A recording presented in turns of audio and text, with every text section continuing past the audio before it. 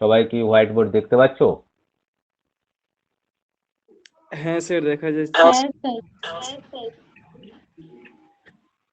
আচ্ছা, ঠিক আছে।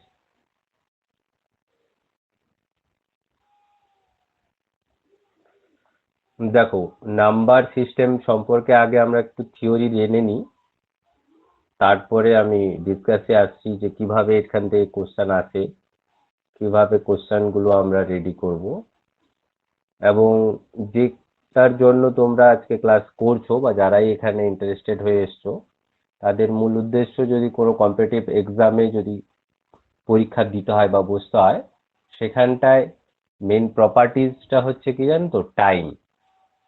কম বেশি সকলেরই প্রিপারেশন থাকে, বাট টাইম কনজিউমিং এইটাকে যদি কেউ রপ্ত করতে পারে, তার কাছে কম্পিটিটিভ এক্সামটা আরো বেটার হয়। তার কারণ হচ্ছে, তোমরা প্রত্যেকেই হয়তো শুনেছো যে কম বেশি ধরো একটা এক্সামে 100টা কোশ্চেন থাকে, সেই কোশ্চেনটাকে কমপ্লিট করার জন্য 90 মিনিট দেওয়া থাকে সময়। এই 90 মিনিটের এগেনস্টে তোমাকে কিন্তু অফিসিয়াল ওয়ার্ক অর্থাৎ নাম লেখা ইত্যাদি ইত্যাদি বাকি সব কাজ কিন্তু ওই টাইমের ভেতরে, এবং এই 100টি কোশ্চেনকে অ্যান্সার দেওয়া, এইগুলো সবই কিন্তু ওই টাইমের ভেতরে। তাই প্রবাবিলিটি, যত আমরা ম্যাথ, রিজনিং, প্রত্যেকের একটা প্রিয় সাবজেক্ট থাকে, সেই প্রিয় সাবজেক্টটা সবাই করে ফেলে। কারোর হয়তো ল্যাঙ্গুয়েজ থাকতে পারে, কারোর হয়তো ম্যাথ থাকতে পারে, কারোর হয়তো রিজনিং ভালো। সেগুলো করার পর বাকি টাইমটা এইখানেই চলে যায় অপশনসগুলোকে। ম্যাক্সিমাম জায়গায় ম্যাথ এবং রিজনিং এই পার্টটা প্রায় 50% থাকে, আর আদার্স ল্যাঙ্গুয়েজ থাকে ধরো 25%। হ্যাঁ, others related CA current affairs যেটা, সেটা 25% থাকবে। এছাড়া related to exam others materials যুক্ত হয়। হয় 100র পরীক্ষা হতে পারে, 100টা কোশ্চেন 100 মার্কের হতে পারে, 200টা কোশ্চেন থাকতে পারে, 100টা কোশ্চেন 2 মার্কের থাকতে পারে। তো মোস্ট প্রবাবিলিটি ম্যাথ এবং রিজনিং এটা যেহেতু একটু বেশি থাকে, তাই আমরা যদি ম্যাথ এবং রিজনিং এর পদ্ধতিগুলোকে একটু জেনে রাখি বা প্র্যাকটিস করে এক্সাম হলে যাই, তাহলে কি হয়, আমাদেরকে সময়টা বাঁচিয়ে দেয়। সময় যদি বাঁচাতে পারি আমরা, তাহলে দেখবে বাকি যে টপিকটা নিয়ে আমার খুব একটা ভালো প্রিপারেশন নেই, তাকে আমি সময় দিতে পারবো। এটা একটা থাকে। আর প্রবাবিলিটি তখনই বেড়ে যায় আমার সাফল্য, যখন আমি টাইম কনজিউমিংটা খুব মেপে ঝুপে করতে পারি এক্সাম হলে। কারণ 100টা কোশ্চেনকে পড়ে 100টা কোশ্চেনকে অ্যাটেন্ড করতে মিনিমাম তো 100 মিনিট লাগার কথা, কিন্তু আমাকে বুঝতেই পারছো 90 মিনিট আরো আমাকে কমিয়ে দিয়েছে, তার উপর অফিসিয়াল ওয়ার্ক। তাই এখানে সময়কে বাঁচানোটাই হচ্ছে মূল লক্ষ্য। আর আমরা অঙ্ক করাকালীন বা রিজনিং শেখাকালীন কিছু কিছু ট্রিক শেখাবো, যেখানে টাইমটা একটু কমতে পারে। ঠিক আছে, এবারে শেখানোর পদ্ধতিতে আমি বলে দিই। আমি শেখাবো আমার পদ্ধতিতে, অর্থাৎ আমি যেভাবে শিখেছি বা আমি যেভাবে জানি। অঙ্ক ট্রিক্স বহু রকম আছে, বহু স্যারের বহু রকম নীতিও আছে। আমার একটাই কথা, যে স্যারের যে কোনো নীতি যেভাবে অ্যাপ্লাই করো না কেন, বা কেউ কারোর হয়তো এই ট্রিক্সটা জানা আছে, আমার ট্রিক্সটা লং হয়ে গেছে, অসুবিধা নেই, যেটা শর্ট। আমার টার্গেট হচ্ছে টাইম কমানো। যেটা তোমার কাছে শর্ট হিসাবে মনে হচ্ছে, সেই শর্ট অ্যাপ্লিকেশনটা তুমি মাথায় রাখবে এবং সেইটাকে প্র্যাকটিস করে চলবে। যেটা আমি শেখাচ্ছি মানে ওটাই সব শেষ কথা, ওরকম নয়, কেন আমার ট্রিক্সের থেকে আরো হয়তো শর্ট ট্রিক্স থাকতেই পারে। আরেকটা কথা হচ্ছে, ট্রিক্সের যখন ব্যাপার থাকে, ট্রিক্স আমি একটু আগেই বললাম যে একটা অঙ্কের পদ্ধতি যেরকম একের চেয়ে বেশি থাকে, সেরকম ট্রিক্সেরও পদ্ধতি অনেক রকম থাকে। তুমি একটা চেষ্টা করবে প্রথম থেকেই, যারা একদম ফার্স্ট টাইম থেকে শুরু করছে, একটা ট্রিক্সকে গ্রহণ করে রাখতে এবং সেইটাকেই চালাতে। কারণ যত যত ট্রিক্স একই অঙ্কের ক্ষেত্রে যদি 4-5টা ট্রিক্স তুমি মনে রাখার চেষ্টা করবে, তত দেখবে অঙ্কটা কিন্তু ততটা ভালো প্র্যাকটিসে আসবে না। তাই যে ট্রিক্স, সেটা এখান থেকে শেখার পরেও তুমি পেতে পারো, এখান থেকে না জেনে অন্য কোথাও থেকেও জেনেও যদি জানতে পারো, যেটা রাখবে সেটা একটা রাফ প্রাথমিকভাবে সেটাকে তৈরি করো, তারপরে সেটাকে ফেয়ার করে ওটাই তুমি প্র্যাকটিস করতে থাকো। তাহলে দেখবে তোমরা যে কাজের জন্য অ্যাকচুয়ালি এইসব ক্লাসগুলো করছো সেই কাজে কাছাকাছি পৌঁছাতে পারো। তো প্রাথমিক আলোচনাটা আমি সারলাম, আশা করি আলোচনাটা কিছুটা লাগবে তোমাদের, এটা জানারও দরকার। তো আমরা একদম ক্লাসে ঢুকছি। ক্লাসের ভেতরে যেটা আজকে আমরা আলোচনা করব নাম্বার সিস্টেম। আমি একটা উদাহরণ দিই, তারপর আমরা ডিসকাসে যাব। বাকিরা তোমরা কি শুনলে না শুনতে পেলে না? হ্যালো, হ্যাঁ স্যার, শুনতে শুনতে পেয়েছো? পাচ্ছি। হ্যাঁ হ্যাঁ স্যার। শুনতে পাচ্ছি। দেখো একটা ম্যাথ আমি লিখছি, ধরে নাও এইরকম একটা নাম্বার সিস্টেম আছে 259। আমি পিডিএফটা দিয়ে দেবো, কোনো কারণে পিডিএফটা জেনারেট হয়নি, পিপিটিটা।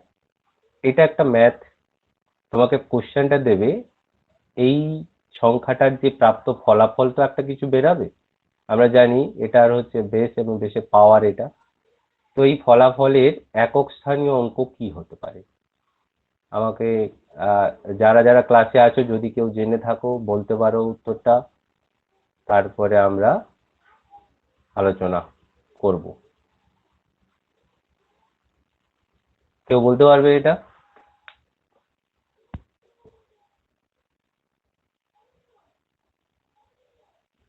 পাঁচশো 545 হ্যাঁ বলো। একক স্থানীয় অঙ্ক যে ফলাফলটা পাবো এই ফলাফলের একক স্থানীয় অঙ্ক কত হতে পারে? একজন বলছো 5, কে বললে বুঝতে পারলাম না। শিবপ্রসাদ ঘোরে। হ্যাঁ শিবের সাথে বলছি। বাকিরা আর কেউ? আর কেউ বলতে পারবে?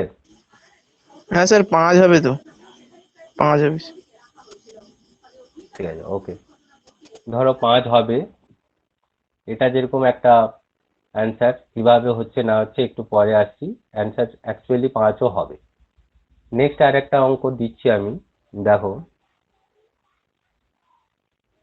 23174, ধরে নাও এটা 31927,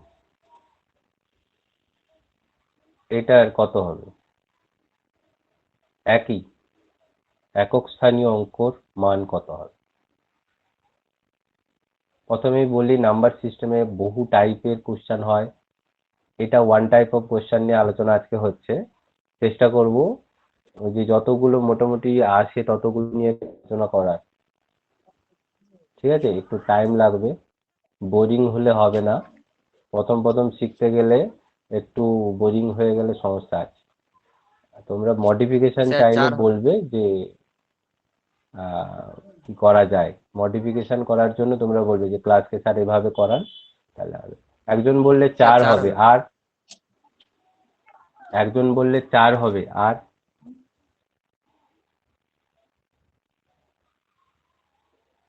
4 কে বললে? শিবপ্রসাদ ঘোরে।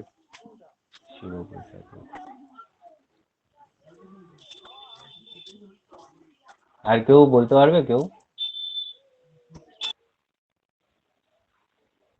চলো, শিবপ্রসাদ বলতে পারবে কি তুমি 4 কেন হলো বা কিভাবে হলো? স্যার আমি এইটুকুই মনে রেখে হাতে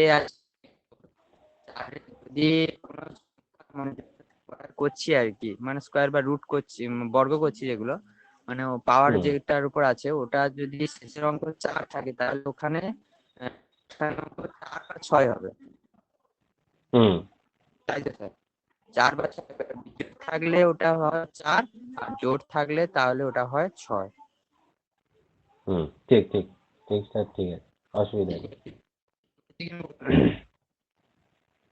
তো ঠিক আছে, এই রকম অঙ্ক যারা বলতে পারছো না তাদের কাছে এটা একটু অজানা লাগছে এবং একটু অসম্ভবও লাগছে।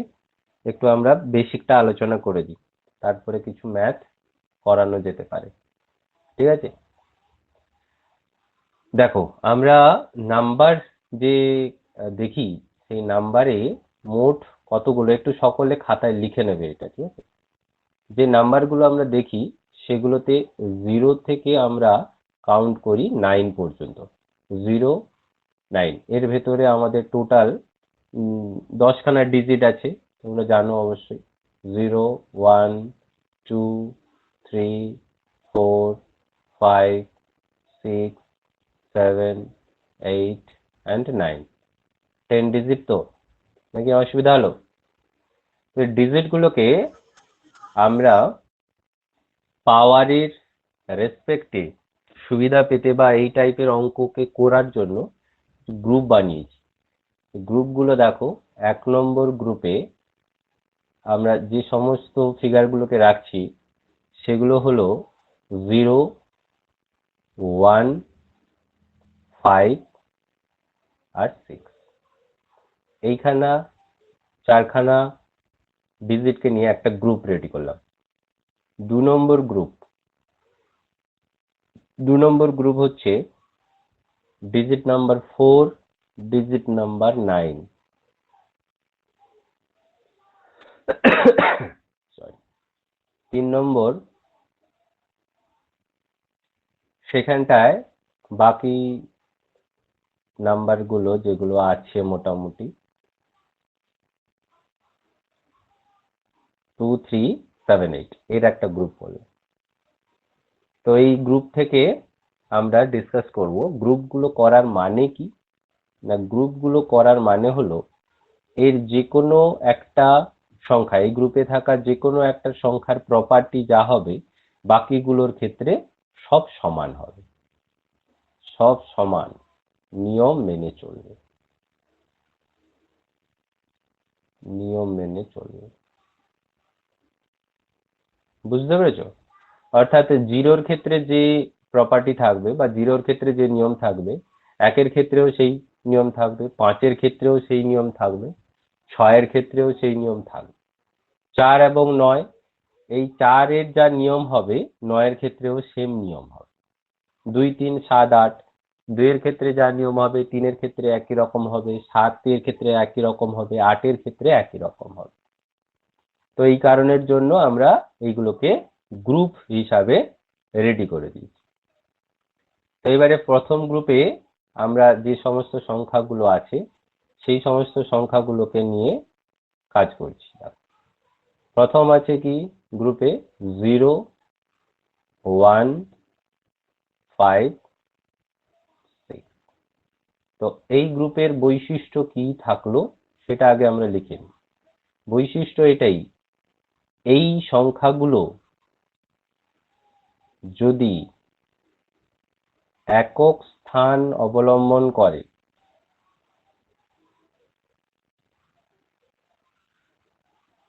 বা একক স্থানের অঙ্ক হয়,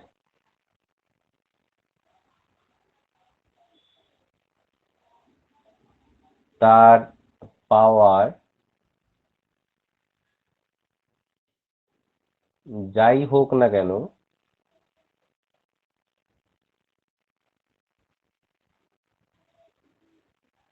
অ্যান্সারের একক অঙ্ক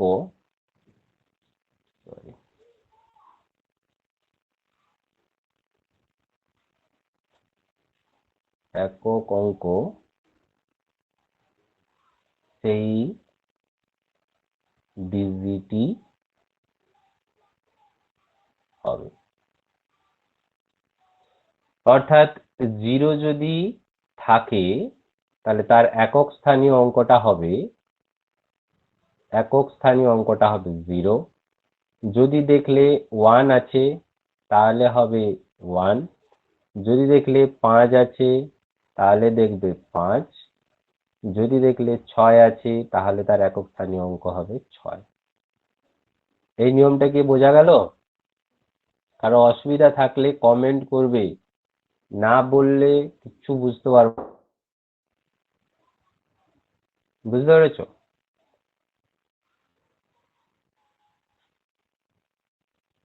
এই নিয়মটা কি বোঝা গেল? হ্যাঁ স্যার। তাহলে দেখো তো, যদি আমরা বলি 20⁻², তাহলে একক স্থানীয় অঙ্ক কত হবে? একক স্থানীয় অঙ্কটা কত হবে? যেহেতু এইখানটায় দেখো একক, হ্যাঁ হ্যাঁ, একক স্থানে 0 বসে আছে, তাই এর অ্যান্সারটা আমরা সহজেই লিখে দেবো 0। তো এটা খুব ইজি ছিল, 400 করে দিতাম অ্যান্সার, 400 করে দিতাম, তাহলে একক স্থানীয় অঙ্ক তো সেই 0ই ছিল, করে দিতাম। কিন্তু ঘটনাচক্রে এইরকম অঙ্কটা দেবে না। ধরো দিল তোমাকে এরকম 352,790, এটার পাওয়ার দিয়ে দিল আবার 3291।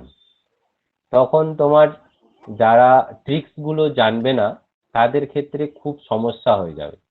সমস্যা মানে তারা এই পাওয়ারে ভাঙতে চেষ্টা করবে, কিন্তু সেটা খুবই চাপের ব্যাপার, বিশেষ করে পরীক্ষার হলে। তাই আমাদের রুলস অনুযায়ী আমরা যদি যাই না, আমরা দেখব কি এখানটায় 0 এককের অঙ্কে, ঠিক আছে, যেটা আমরা মানে এই সংখ্যাগুলোই থাকে, পাওয়ার যাই হোক না কেন, পাওয়ার তখন আর আমরা দেখব না। আমরা অ্যান্সার সরাসরি যদি একক অঙ্ক চাই পরীক্ষায়, তাহলে আমি লিখে দেবো 0 হবে। বুঝতে পেরেছো? এই 0 লক্ষ্য করে আমি এখানে অ্যান্সার লিখে দেবো 0 হবে। একইভাবে আমরা যদি অন্য যে সংখ্যাগুলো দেখলাম সেই সংখ্যার ধরো 321 যদি বলি, তাহলে আমরা সরাসরি লিখে দিতে পারি এর ডিজিট, একক স্থানীয় ডিজিটটা হবে 1, যেহেতু এই একটাকে লক্ষ্য করে। নেক্সট হ্যাঁ স্যার হবে। দেখো, যদি আমরা দেখি যে 5279 সরি 5, ঠিক আছে, হোল টু দি পাওয়ার 128, তখন আমরা আর ডিজিট দেখবো না, আমরা ডিরেক্টলি এর অ্যান্সার লিখবো একক স্থানীয় অঙ্কের হবে 5, কারণ এর একক স্থানীয় অঙ্ক আছে 5। ঠিক আছে, একইভাবে দেখো ডি এর ক্ষেত্রে আমরা লিখবো ধরো 356, এর ধরো দেওয়া হলো 41। একইভাবে 6 যেহেতু আছে একক স্থানীয় অঙ্কের, তাই আমরা সরাসরি লিখে দেবো একক স্থানীয় অঙ্কটা হবে 6। আর কোনো অঙ্ক করতেই যাব না, অঙ্ক করতে যাব না, আমরা জাস্ট লক্ষ্য করব কি এই একক স্থানীয় অঙ্কের ফিগারগুলো, ঠিক আছে, একক স্থানীয় অঙ্কের ফিগারগুলো যদি 1, 0, 5, 6 থাকে, চোখ বন্ধ করে অ্যান্সারের একক স্থানীয় অঙ্ক যদি আমাকে চায়, তাহলে আমি লিখতেই পারি 0 হবে, 1 হবে, 5 হবে, 6 হবে।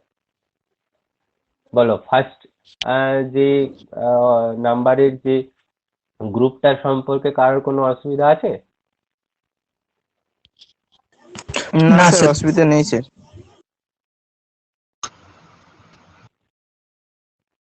চলো নেক্সট আমরা যাই, যাবো তো নেক্সট?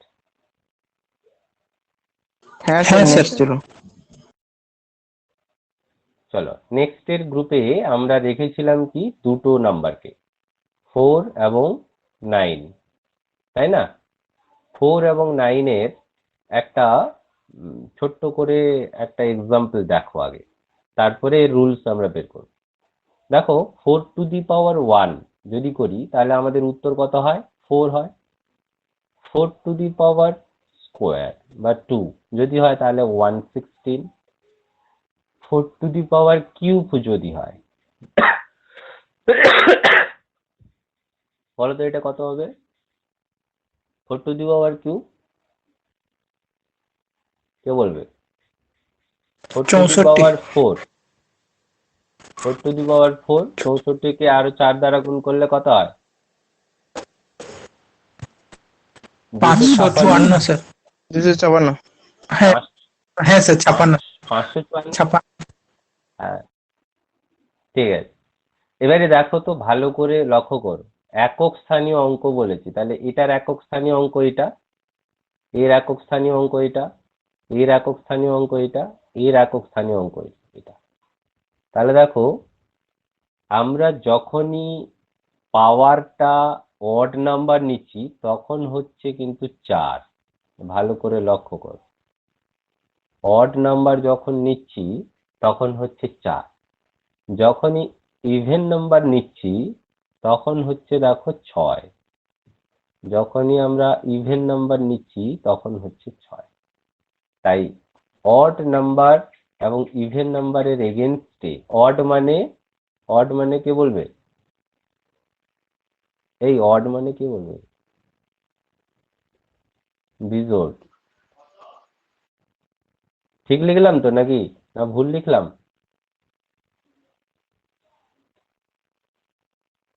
ঠিকঠাক লিখছি না ভুল লিখছি? আচ্ছা ঠিক আছে।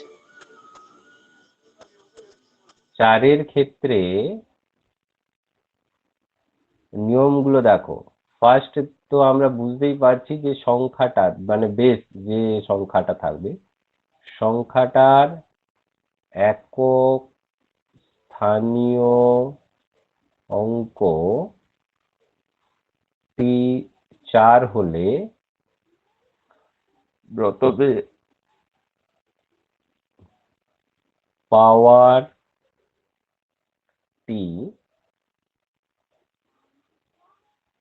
যাচাই করব।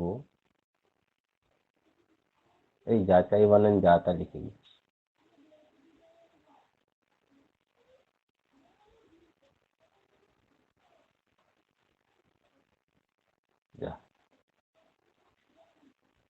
যাচাই বানান ঠিক লিখলাম না?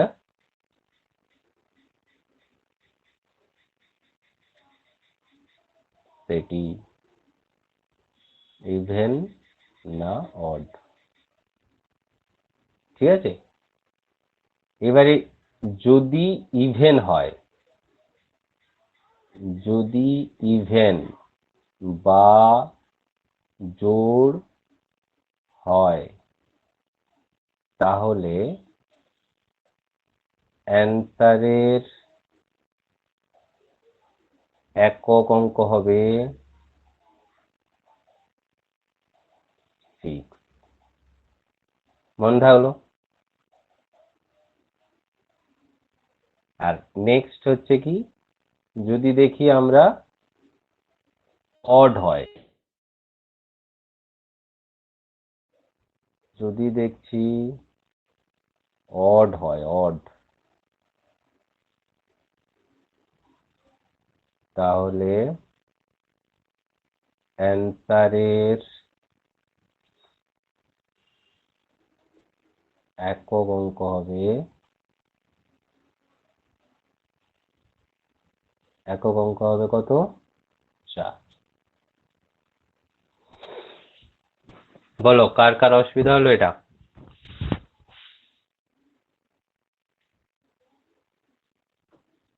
বুঝতে পারলে? হ্যাঁ স্যার বুঝতে Hello? পেরেছি। হ্যাঁ স্যার বুঝতে পেরেছি। 9-এর ক্ষেত্রেও সেম। আমরা কেন 9-এর ক্ষেত্রে সেম? 9 টু দি পাওয়ার 1 মানে দেখো 9, 9 টু দি পাওয়ার 2, কে বলতো ফোন করছি বুঝতে পারছি না। 9 টু দি পাওয়ার 2 মানে হচ্ছে কত রে? 9 টু দি পাওয়ার 3 কত হবে? এটা হবে তো নাকি? না বুঝতে পারছিস না? হ্যাঁ স্যার। হ্যাঁ স্যার। তারপর 9 টু দি পাওয়ার 4 কত হবে বলো? কে বলবে?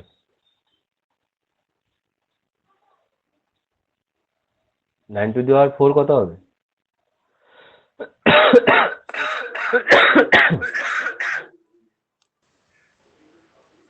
স্যার 6561। 61। হ্যাঁ, ঠিক আছে। তাহলে দেখো এর ক্ষেত্রেও সেম একটা প্রপার্টি আসছে, হয় ইভেন 9 হবে একক স্থানীয় অঙ্ক, নাহলে 1 হবে, হয় 9 নাহলে 1। এবার তাহলে যদি অড হয় তাহলে হবে 9, ইভেন যদি হয় তাহলে হবে 1।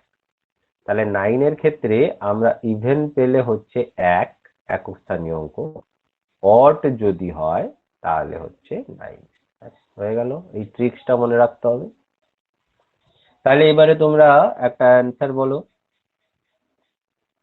2319121 এর একক স্থানীয় অঙ্ক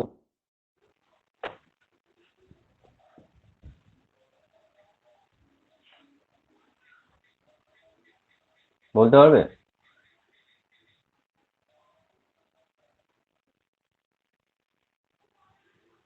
হ্যালো, সকলে শুনতে পাচ্ছ? হ্যাঁ স্যার। হ্যাঁ স্যার। হ্যাঁ বলো, তাহলে এর একক স্থানীয় অঙ্কটা কত হবে তাহলে? এটা 9 আছে।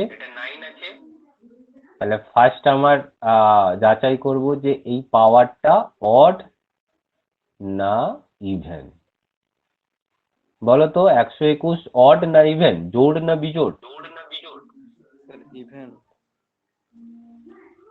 121 অড নাম্বার না ইভেন নাম্বার? অড বা ইভেন নাম্বার যদি জানতে হয় তাহলে আমরা কি করি, 2 দ্বারা বিভাজিত করি, তাই না? হ্যালো, শুনছো তো নাকি?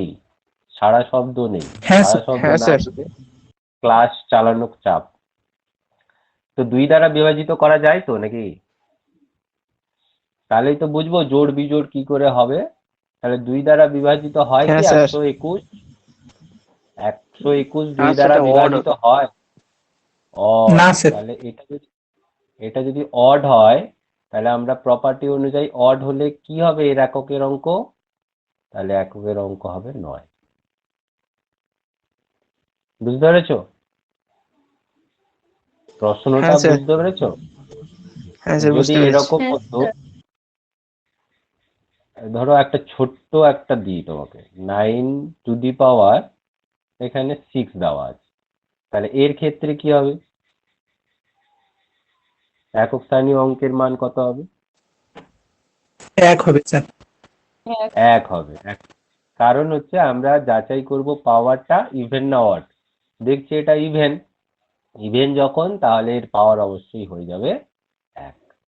বুঝতে পেরেছো? একই রকম ভাবে 4 এর ক্ষেত্রে আমরা লিখতে পারি, ধরো 244 একটা আছে 19, এর ক্ষেত্রে তাহলে কি হবে?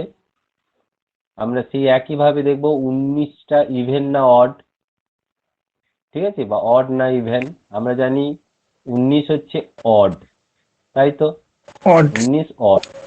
যদি অড হয় তাহলে 4 যদি এখানে একক এবং এটা অড পাওয়ারে আছে তাহলে হয়ে যাবে 4। বুঝতে পেরেছো? আগেটাই পড়লাম না, অড হলে হয়ে যাবে 4, ঠিক আছে? আর যদি এই 19-এর বদলে এই একই অঙ্ক 19-এর বদলে তোমাকে 14 দেওয়া থাকতো তাহলে হয়ে যেত সেখানটায় 6। অ্যান্সারটা হতো কত? 6। এটা 4, এটা 1, এটা 9। বলো 4 আর 9-এর যে প্রপার্টিটা বোঝা গেল? 4 আর 9-এর যে হ্যাঁ স্যার। প্রপার্টিটা হ্যাঁ স্যার, বোঝা বোঝা গেল? গেছে। হ্যাঁ স্যার। হ্যাঁ স্যার। চলো নেক্সট। নেক্সট আমাদের কাছে যে নাম্বার গ্রুপটা আছে সেটা হচ্ছে 2, 3, 7 আর 8। ঠিক আছে, 2, 3, 7, 8 এগুলো কোথায় থাকবে? একক স্থানীয় অঙ্কে থাকবে, বেসের একক স্থানীয় অঙ্কে থাকবে। তো ধরে নাও 2 এর ক্ষেত্রে একটু ভালো করে লক্ষ্য করো। 2 কে যদি আমরা এগিয়ে নিয়ে যাই, ধরে নাও 2 এর পাওয়ার 1 হবে, তাহলে হয় কত? 2। 2 এর পাওয়ার 2 হবে, হয়ে গেল 4। 2 এর পাওয়ার 3 হবে, হয়ে গেল 8। 2 এর পাওয়ার 4 হবে, হয়ে গেল কত হবে এটা? 16। কত হবে? 16। 16 স্যার, 16। 2 এর 5 যদি হয়? 32। 6 যদি হয়? 64। 7 যদি হয়? বলো বলো। 128। তাড়াতাড়ি এত তাড়াতাড়ি আটকে গেলে হবে না। 256। 512। চলো আর করবো না, অনেক করে ফেলেছি, এতটা করা উচিত মানে দরকার নেই, করে ফেলেছি তোমাদের বোঝানোর জন্য। তো এখানে একটা মজার ট্রিক্স আছে, দেখেছো? 2 to the power 1 এর এগুলো সবই একক স্থানীয়। 2, 4, 8, 6, 2, 4, 8, 6, দেখো রিদ্দিম পাচ্ছি এবারে। 2, আবার 4, আবার 8, 6। কথাটার মানে হলো এই যে একটা গ্রুপ চারটা, এই চারটা দেখো রিদ্দিম হচ্ছে 2, 4, 8, 6। আবার দেখো 2, 4, 8 আর 2, 6, আবার সেইটাই ফিরে আসছে, ঠিক না? একইভাবে এইরকম আবার ফিরবে।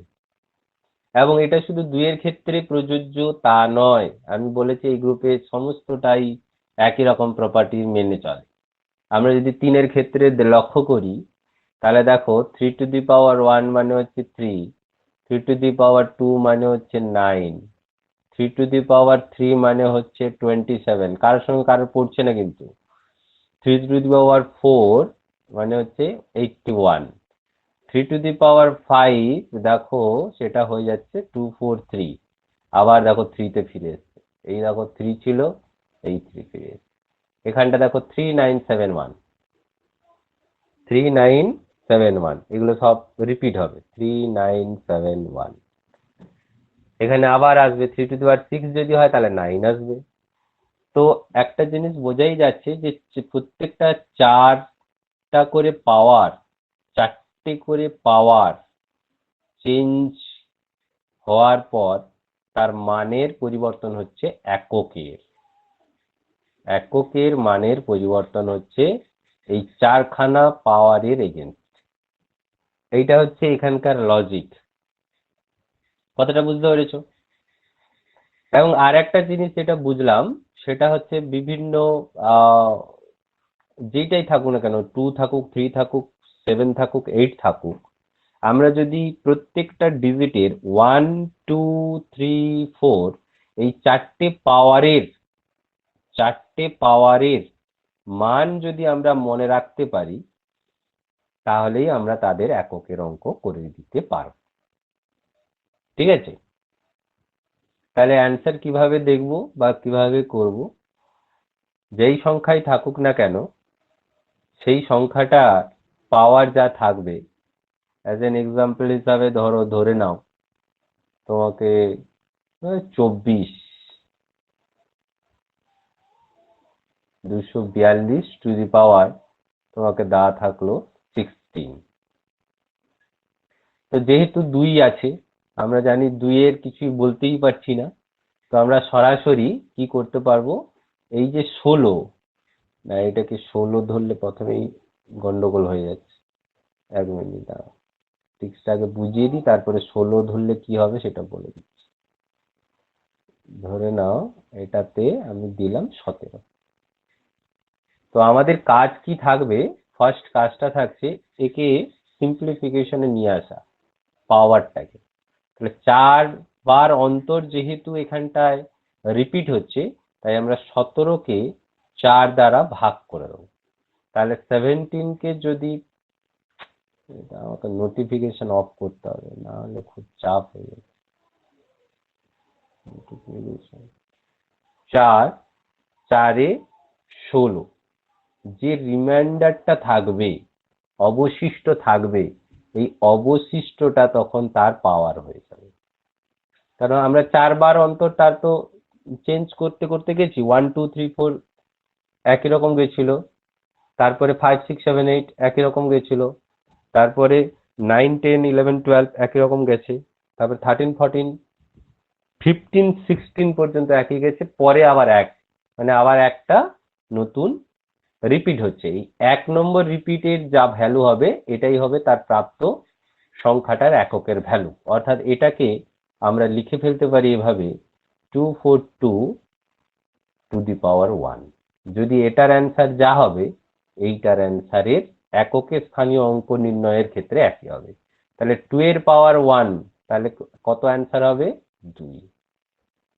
এই অবশিষ্টগুলো কত প্রকার হতে পারে? এইটা একটা সমস্যা, যেটা আমি প্রথমেই লিখে ফেলেছিলাম। যদি 16 হতো তাহলে কি হতো? শূন্য হয়ে যেত না? অবশিষ্ট শূন্য হয়ে যেত তো? তাহলে শূন্য যদি হয়ে হ্যাঁ যেত স্যার। তাহলে পাওয়ার কি ধরবো? খুব সমস্যা হয়ে যেত। তাহলে অবশিষ্ট যদি 1, 2, 3, 4 হয়, সরি 0 হয়, তাহলে তার পাওয়ার আমরা ধরবো 1 এর ক্ষেত্রে 1, 2 এর ক্ষেত্রে 2, 3 এর ক্ষেত্রে 3, 0 এর ক্ষেত্রে 4। এইটা একটু তুলে নাও, হয়ে গেল। এবং এখানটায় এই রুলসটাকে একটু ডবল স্টার দাও। এতক্ষণ আমরা যা যা পড়ে টড়ে চলে এলাম, অনেক কিছুই পড়লাম, অনেকটাই মাথায় থাকবে কিংবা থাকতে নাও পারে, চাপের ব্যাপার হয়ে যাবে। কেন এতগুলো সংখ্যার আবার এত এত রকমের নিয়ম মনে রাখবো কত? এটাই ইউনিভার্সাল রুল, এটাই হলো ইউনিভার্সাল রুল। আমরা কি ধরনের অঙ্ক নির্ণয় করছিলাম আজকে? যে কোনো একটা সংখ্যার পাওয়ারকে গুণ করার পরে প্রাপ্ত ফলের একক স্থানীয় অঙ্ক কত হবে, সেই সব নির্ণয় করার জন্য আমরা এই রুলটাকে ইউনিভার্সাল রুল হিসাবে গণ্য করব। অর্থাৎ আগের যে রুলগুলো আমরা শিখেছিলাম ইন্ডিভিজুয়ালি, 0 থাকলে 0 হবে, 1 থাকলে 1 হবে, 5 থাকলে 5 হবে, 6 থাকলে 6 হবে, 4 থাকলে অড ইভেন যোগ করতে হবে বা জানতে হবে, ঠিক আছে না? 9 হলে অড ইভেন, এগুলো আর কিছুই দরকার নেই। আমরা এই রুলটাকে ফলো করেই সব অঙ্ক করে ফেলতে পারি, ঠিক আছে? এটাই হলো আমাদের ইউনিভার্সাল রুল, যে পাওয়ারকে স্যার যা পাওয়ার থাকবে। স্যার পাওয়ারটা যদি 16 থাকতো তাহলে ওটা কি হতো স্যার? একক স্থানীয় অঙ্ক। সরি, পাওয়ার 0 হয়ে গেছে, তাহলে এটার আমার পাওয়ার হবে 4। তাহলে 2, এটা 2 দি পাওয়ার 4, তাহলে 2 টু দি পাওয়ার 4, ফ্র্যাকশনটা হচ্ছে 2 টু দি পাওয়ার 4। তাহলে 2 টু দি পাওয়ার 4 হলে তার ফ্র্যাকশন কি আসে? 6 আসে না? হ্যাঁ স্যার। একক একক স্থানীয় অঙ্ক 6 হবে তো নাকি? না, ওটাই অঙ্ক হবে, আর কিছু না। বলো, নিয়মগুলো বললাম, সবগুলো নিয়মই বলা হয়ে গেল, ডিসকাস করলাম, ইন্ডিভিজুয়ালিও শেখালাম, ইউনিভার্সাল রুলটাও লাস্টে বললাম। এইবারে আমরা যে টাইপের ম্যাথ দেয় অ্যাকচুয়ালি এক্সামে, একটা ছোট্ট এক্সাম হিসাবে আমি যদি তোমাদের দেখাই, তাহলে আমরা সেগুলো একটু প্র্যাকটিস করতে পারি। প্র্যাকটিস করবো তো এবার নাকি? অসুবিধা আছে? যদিও পিডিএফ এ করা উচিত, না স্যার। তো কোনো কারণে পিডিএফটা হয়নি। আচ্ছা, এবারে আমি প্রশ্নগুলোকে ডিরেক্টলি লিখছি, যদিও লিখতে টাইম লাগবে। তোমরা অপশানও আমি দেব, অপশানগুলো তোমরা বলবে, ঠিক আছে? ধরো 16 টু দি পাওয়ার 2, অপশানস গুলো আমি এই কর্নারে লিখে দিচ্ছি, ABCD ধরে নেবে পরপর, হ্যাঁ? 6, 4, 5, 0। পিডিএফটা আমি দিয়ে দেবো তোমাদের। কোনটা হবে? একটাই প্রশ্ন, কিন্তু প্রশ্ন আর আলাদা কিছু শেখায়নি। একক স্থানীয় অঙ্ক কি হবে? স্যার চারটে বলুন। পিডিএফে 1 নম্বর অঙ্কটা এটাই আছে। আমি পিডিএফেই যা আছে সেইগুলো করিয়ে দিচ্ছি তোমার, পিডিএফটা দিয়ে দিচ্ছি একটু পরে। বলো, এই একক স্থানীয় অঙ্কটা কি হবে উত্তর? এইটা তোমার প্রশ্ন, অ্যান্সার এইটাকে ধরে নাও এ, এটা বি, এটা সি, এটা ডি। অ্যান্সার কোনটা হবে এবিসিডির ভেতর? 6 হবে, 4 হবে, 5 হবে, 0 হবে?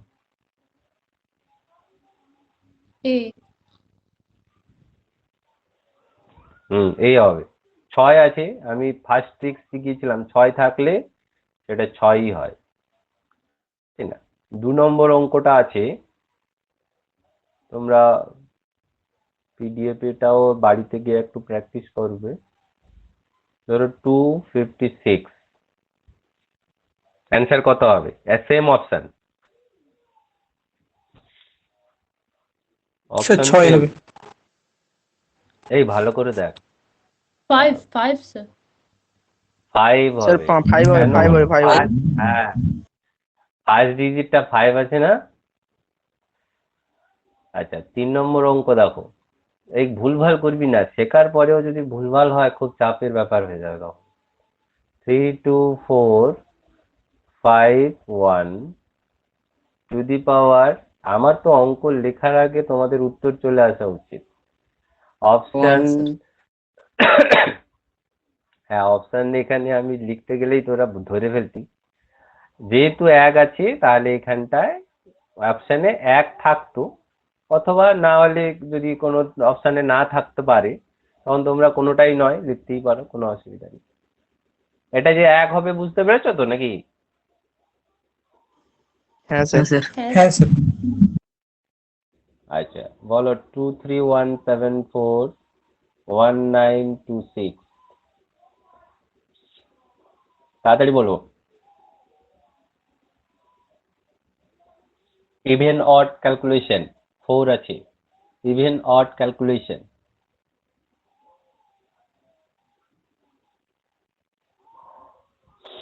ছয় আছে মানেই তো ইভেন, ঠিক আছে? আমরা নেক্সট ডিভিজিবিলিটি রুল পড়বো, তো এইখানটায় আমি তোমাদের একটু ডিসকাস করব আর একটু, সেটা আলাদা টপিক, আজকে টপিকের নয়, কিন্তু ডিভিশন করে দিতে হবে। আমরা ইউনিভার্সাল রুল যেটা পড়লাম এটা তোমরা আগেই বুঝতে পেরেছো যে আমার ফার্স্ট ডিজিট আছে 4, তাহলে এটা 6 আছে মানে 2 দ্বারা বিভাজিত মানে এটা জোড়, এটা জোড়, তো জোড় যদি হয় তাহলে এক্ষেত্রে হবে 6, তাই না? এক্ষেত্রে হবে 6, তো অ্যান্সারটা হবে 6। কিন্তু আমি আরেকটা রুল শেখালাম এক্ষুনি, যে ইউনিভার্সাল, আমার ওই সব রুলস কোনো কিছুই মনে নেই, এগুলো সবার ক্ষেত্রেই প্রযোজিত, এগুলো সবার ক্ষেত্রে। তাহলে 1926 কে আমরা কি করব, 4 দ্বারা ভাগ করব। এটা একটু চাপের ব্যাপার না ভাগ করাটা? না স্যার, 4 দিয়ে ভাগ করা কি কোনো চাপ?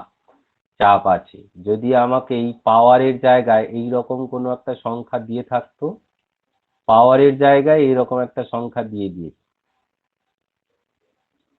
বল এটা 243 টু দি পাওয়ার এত, 244 টু দি পাওয়ার এত, তাহলে এইটাকে 4 দিয়ে ভাগ করতেও তো তোমার সময় চলে যাবে, ঠিক না ভুল বললাম? হ্যাঁ ঠিক স্যার। বলেছেন স্যার। তো এখানে আর একটা ছোট্ট ট্রিক্স নয়, এটা ঠিক ডিভিজিবিলিটি রুল একটা আছে, যেটা আমরা নেক্সট ক্লাসে আলোচনা করব। 4 দিয়ে ভাগ করা নিয়ম দেখার পদ্ধতিটা হচ্ছে, যে কোনো সংখ্যার একক স্থানীয় এবং দশক স্থানীয় অঙ্ককে ভাগ করবে, খালি যত সংখ্যাই থাক না কেন। তাহলে আমরা শুধু 26কে ভাগ করে দাও 4, তাহলে 4 4 16, এই 4 6 24, তাহলে 2 অবশিষ্ট। কথাটার মানে হচ্ছে এটাকে আমি লিখতে পারি 1742, তাহলে 4 4 কত হয়? কথাটা এটাই তো, 4 এর স্কোয়ার মানে 16 হয়, তাহলে সিঙ্গেল ডিজিট কত হলো? এই 6 না? একইভাবে এই অঙ্কটা তোমাকে দেখতে কদাকার লাগলো, বা তোমরা হয়তো মনে মনে হাসছো, স্যার একটা যা তা দিয়ে দিলেন, কিন্তু না, এরকমও দেয়। আমরা জাস্ট কি করব, 0 আর 9 কে ভাগ করব, 0 আর 9 এত বড়টাকে ভাগ করব না, 4 4 দুনে 8 1, তাহলে এই টোটাল যে সংখ্যাটা তার পাওয়ার হয়ে গেল 1। আবার এটাকে আমরা লিখবো 4 to the power 1, 4 to the পাওয়ার 1 মানে 4। অডের এগেনস্টে দেখো ক্যালকুলেশন 4 হবে। যে পদ্ধতিই তুমি করতে পারো, অ্যাট লিস্ট টাইম কনজিউমিং করার জন্য, যেটাকে তুমি হাতিয়ার হিসাবে নিতে পারো। বোঝা গেল 4 এর ডিভিজিবিলিটি রুল? কেন এখানে আমার 4 এর ডিভিজিবিলিটি রুলটা লাগবে, ইউনিভার্সাল রুল হিসাবে 4 এর ডিভিজিবিলিটি রুলটা লাগবে। এটার ক্ষেত্রে কি করব, 7656কে ভাগ না করে শুধুমাত্র 56কে ভাগ করব। 56কে যদি 4 দ্বারা ভাগ করতে হয় তাহলে দেখো 4 1 16, 4 4 16। আমরা জানি যদি কেটে যায় তাহলে কি করব, পাওয়ারকে ধরবো 4। তাহলে 1-এর পাওয়ার যদি 4 ধরি তাহলে সেটা একই তো হয়, তাই না? হ্যাঁ তাই স্যার। অ্যান্সার ওখানে 1, তাই অ্যান্সার ওখানে 1 হচ্ছিল। ঠিক আছে, পিডিএফ এর আর বাকি অঙ্কগুলো তোমরা করতেই পারবে, অসুবিধা তো নেই। আমি একটু পরীক্ষায় যেভাবে আসে এরকম তো আসবেই, এটা আসবে নয় কথাটা ভুল, এরকম তো আসবেই। এছাড়াও আরেকটা প্রসেসের এই টপিক যেটা পড়ালাম সেই টপিকের এক ধরনের আসে, তো খাতায় তাড়াতাড়ি তুলে ফেলো আর এইটাকে একটু করে ফেলো দেখি।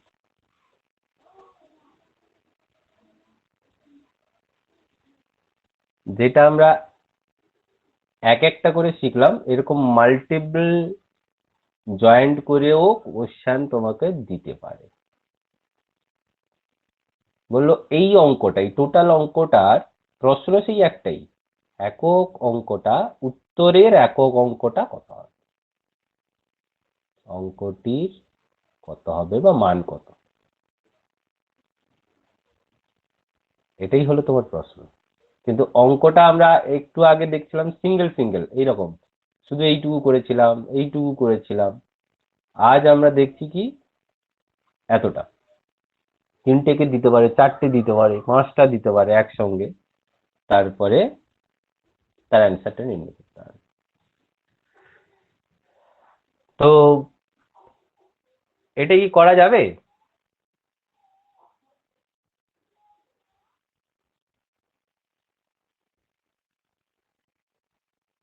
তোমরা পারবে? হ্যাঁ না না পদ্ধতি বলে দেবো? স্যার পদ্ধতি বলুন।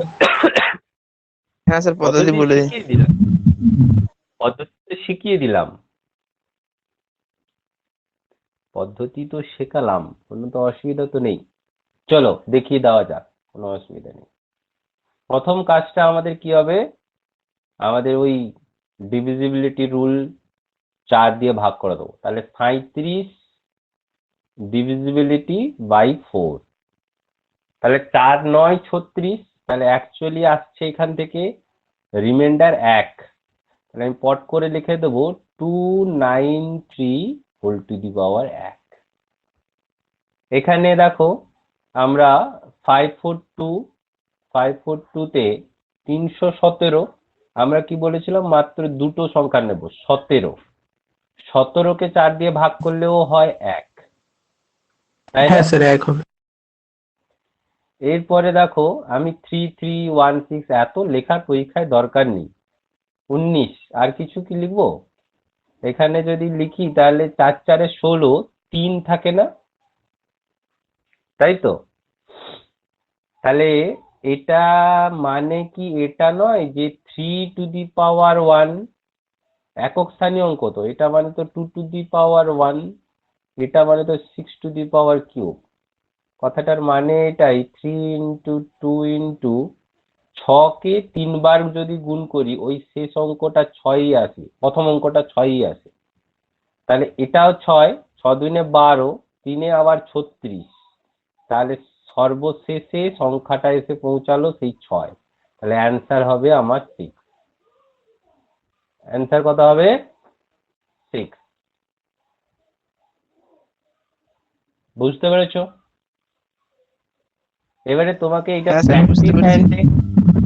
প্র্যাকটিস হ্যান্ডে এতটা নিয়ে যেতে হবে যে মুখে মুখে এইখানটা ক্যালকুলেশন হবে। কেমন না, এটা 36 মানে 1, 3-এর পাওয়ার 1 মানে এটা 3, এরকম লিখে ফেলবে, আর কিচ্ছু লেখার দরকার নেই। 17 2 টু দি পাওয়ার 1 মানে এটা 2, এটা ইনটুতে আছে। 6 থাকলে, আমি এটা ইউনিভার্সাল রুলে করে এসেছি, কিন্তু 6 থাকলে আমরা জানি তো ওটা 6 হবে, তাই না?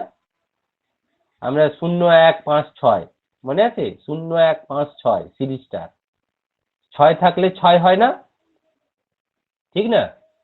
তাহলে দেখো 3 হ্যাঁ স্যার। গুণে 6 আবার 6, তাহলে 6 6 36 যদি হয় সেই একক স্থানীয় অঙ্ক 6, ব্যাস হয়ে গেল, আর কত। তাহলে এই অঙ্ক ফিগারটা দেখে প্রথমে মাথা চুলকাতে হবে যে কতক্ষণে শেষ করব।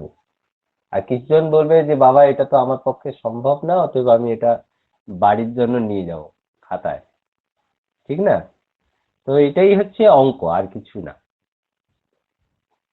তাহলে এই টাইপের অঙ্ক পেলে এবার থেকে তোমরা নিজেরা সচেষ্ট ভাবে কম সময়ের ভেতরে করতে পারবে তো?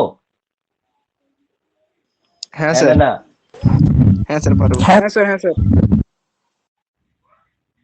চলো ঠিক আছে, এই ট্রিক্স গুলোকে একটু ভালো ভালো করে বাড়িতে প্র্যাকটিস করো এবং অঙ্কগুলোকে একটু দেখো। কর্মক্ষেত্র, কর্মসংস্থান, যে কোনো ধরনের এমপ্লয়মেন্ট গেজেট হিসাবে পাওয়া, কম্পিটিটিভ সাকসেস ইত্যাদি এই সব বইগুলো ফলো করো এবং এই টাইপের অঙ্ক তুমি পাবে। শুধু নাম্বার সিস্টেম যদি অঙ্ক খোঁজো তাহলে, সরি, নাম্বার সিস্টেমের অঙ্ক অনেক রকমের হয়, শুধু যে এটা ওয়ান টাইপ দেখানো হয় আজকে, একটাই মাত্র টাইপের এটা, ঠিক আছে? এরকম অসংখ্য নাম্বারেই যত রকম স্টাইলের কোশ্চেন ওই নাম্বার সিস্টেম থেকেই তৈরি করে দেয়।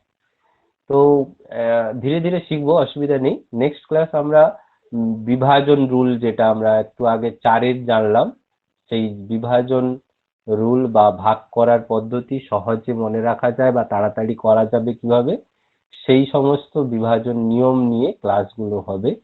আগামীকাল মানে 7টার সময় হবে। নেক্সট আমরা যে উইকটা আসবে অবশ্যই সেটা কিন্তু টুইসডে, মঙ্গলবার এবং থার্সডে, ঠিক আছে?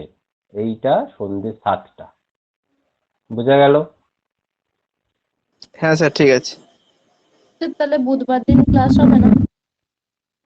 না, বুধবার হবে না। আজকে স্টার্টিং এর জন্য ওই একটা কথায় বলেন না, মঙ্গলের উষা বুধে পা, তাই আমরা আজকে স্টার্ট করি, ঠিক আছে?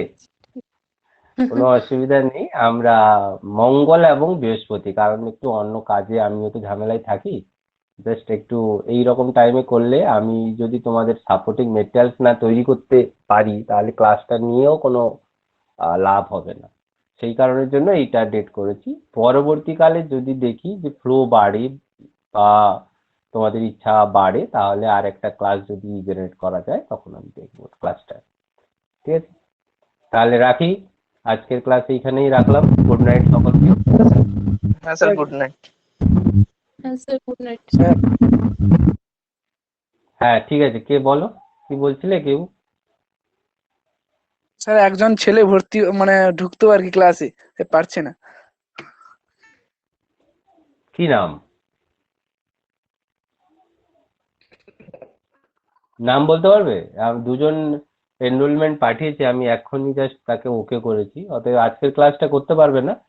যদি সেই ক্লাসে তাকে এন্ট্রি করিয়ে দিতে আচ্ছা আচ্ছা, তাহলে পেরেছি বলে মনে হয়। হ্যাঁ, যদি করে থাকে ও রেকর্ডিং দেখে নেবে, রেকর্ডিংয়ে বুঝে নেবে, ঠিক আছে? অসুবিধা নেই। স্যার এই ক্লাস স্যার প্রেজেন্ট